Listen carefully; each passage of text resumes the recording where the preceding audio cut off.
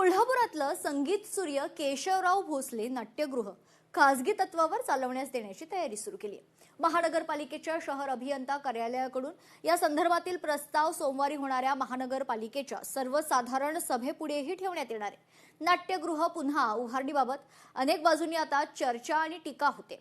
उभारणीचं काम अद्याप पूर्ण झालेलं नाहीये, मग त्याआधीच हा घाट कशासाठी घातला जातोय असा प्रश्न आता नाट्यप्रेमींनी उपस्थित केलाय। पाहूयात।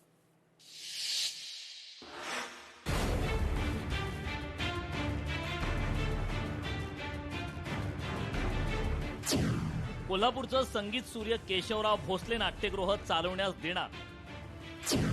कोल्हापूर महानगरपालिकेच्या सर्वसाधारण सभेत प्रस्ताव येणार।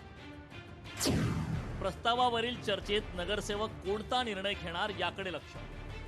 8 ऑगस्ट 2024 रोजी रात्री नाट्यगृहाला लागलेल्या आगीत मोठे नुकसान झाले होते। त्यानंतर शासनाकडून तातडीने 25 कोटी रुपयांचा निधी मंजूर करण्यात आला। कामाला सुरुवात झाली, मात्र ठेकेदारांबाबतच्या तक्रारी आणि प्रशासकीय प्रक्रियेमुळे काम संथ गतीने सुरू होते। यावरून रंगकर्मी आणि महापालिका यांच्यात वादाचे प्रसंगही घडले। पुनर्बांधणीचे काम 4 टप्प्यात होत असून निविदा प्रक्रिया पूर्ण झाली आहे। पहिल्या टप्प्यात ढासळलेल्या भिंतीची दुरुस्ती आणि छताचे काम पूर्ण झाले। दुसऱ्या टप्प्यात दरवाजे, खिडक्या, बाल्कनी, मेकअप रूम, स्वच्छतागृहे, अकॉस्टिक, एसी, फरशी, रंगमंच, आसन व्यवस्था तसेच लाईट आणि साऊंड सिस्टीमची कामं सुरू आहे। अंडरग्राऊंड अग्निशामक यंत्रणा पूर्ण झाली असून पाण्याच्या टाक्या आणि प्रेक्षकांसाठीच्या स्वच्छतागृहांचे काम लवकरच हाती घेतले जाणार आहे। मात्र ज्या गतीने केशवराव भोसले नाट्यगृहाचे काम होणे अपेक्षित आहे ती गती सध्या संथ झाल्याचं पाहायला मिळते। दरम्यान हे नाट्यगृह आता चालवण्यासाठी देण्याची तयारी महापालिकेकडून सुरू आहे। या प्रस्तावात खासगी संस्था असा शब्द वगळून बाडा संस्था नेमून ते चालवण्यास देणे असा उल्लेख करण्यात आला। त्यामुळे नाट्यगृहाविषयी एकूणच महापालिकेची भूमिका कोणती आहे असा सवालही निर्माण होतोय। महापालिकेने संगीत केशवराव भोसले नाट्यगृह चालवण्यास देणार असल्याचं समजतात त्याला कोल्हापूरकरांनी आणि नाट्यसृष्टीतील कलाकारांनी तीव्र विरोध केलाय। आम्ही एक कलाकार म्हणून आम्हाला आमचा याला पूर्ण विरोध आहे। आणि याला विरोध म्हणजे सर्व क्षेत्रातील कलाकार याला विरोध करत आहेत। तर ते आम्ही तर होऊन देणार नाही, कारण खाजगीकरण हा काय त्याचं हे नाही। आत्तापर्यंत त्यांनी चालवलंच होतं की आता जे काही प्रश्न आहे त्यांचा त्यांनी बघावा ना। कोल्हापूरकरांच्या अस्मितेचा हा विषय आहे आणि कोल्हापूरची सांस्कृतिक परंपरा केशवराव भोसले नाट्यगृहाशी निगडीत आहे। आणि असं असताना कुठल्या तरी खाजगी व्यक्तीनं या ठिकाणी या नाट्यगृहाचे व्यवस्थापन सांभाळणं हे अतिशय चुकीचं आहे।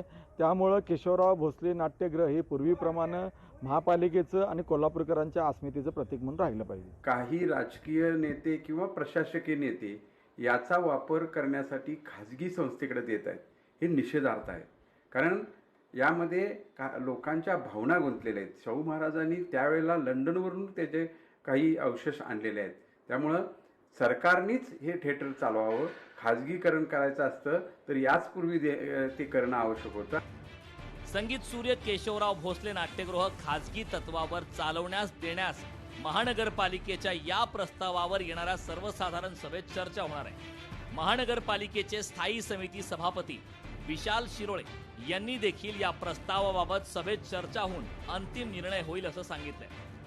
प्रशासनाकडून जो निर्णय प्रस्ताव आलेला आहे की हे केशवराव भोसले नाट्यगृह आपण एखाद्या एजन्सीला चालवायला देऊया आणि त्यावर भरघोस असा एखादा आपल्याला महानगरपालिकेला निधी मिळेल, तर या सगळ्या विषयावर येत्या महासभेमध्ये चर्चा होऊन सर्वच नगरसेवकांच्या चर्चांती निर्णय होईल आणि त्यावर कोल्हापूर महानगरपालिकेच्या हितासंबंधी निर्णय घेतले जातील।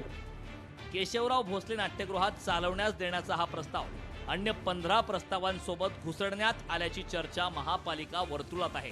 प्रत्यक्षात कलानगरीचे या वास्तूबाबत कोल्हापूरकरांनी विरोध तर केला आहे, मात्र महापालिकेच्या सभेत नगरसेवक कोणती भूमिका घेतात याकडे सर्वांचं लक्ष लागलंय। येणाऱ्या महापालिकेच्या सर्वसाधारण सभेत हेच नाट्यगृह खाजगी तत्वावरती चालवण्यास द्यायचा प्रस्ताव खरं तर चर्चेला जाणार आहे। कोल्हापूरकरांचा विरोध असताना नगरसेवक नेमका कोणता निर्णय घेतात याकडे सगळ्यांचं लक्ष लागलंय। सतेज औंधकर, लोकशाही मराठी, कोल्हापूर। लोकशाही मराठी ऐका, पहा, जागरूक रहा.